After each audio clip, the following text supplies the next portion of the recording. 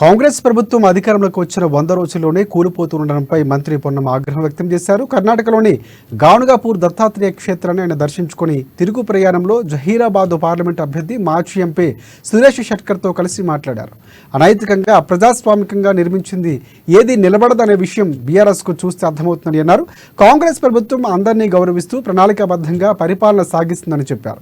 రాష్ట్రంలో అత్యధిక లోక్సభ స్థానాలు గెలిచేలా ప్రజలు దీవించాలని పొన్నం విజ్ఞప్తి చేశారు.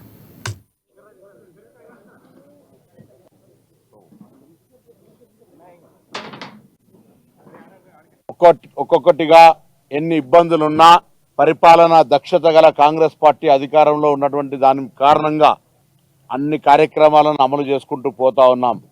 ఇలా మేమంతా కూడా మళ్ళీ తెలంగాణ ఆకాంక్షలకు సంబంధించి తెలంగాణ ప్రజల యొక్క ఆలోచన విధానాన్ని ప్రతిబింబించే విధంగా భవిష్యత్తు పరిపాలన కొనసాగించడానికి జరిగే ప్రయత్నంలో తెలంగాణ ప్రజలందరినీ కూడా 2 చేతులు జోడించి కాంగ్రెస్ పార్టీకి మద్దతు ఇవ్వమని అడుగుతా ఉన్నాం. విశ్వాసం ఉంచారు మా మీద ఉన్న నియంతృత్వానికి వ్యతిరేకంగా ప్రజాస్వామ్యాన్ని కాపాడాలని మీరు ఇలా కాంగ్రెస్ పార్టీని గెలిపించారు.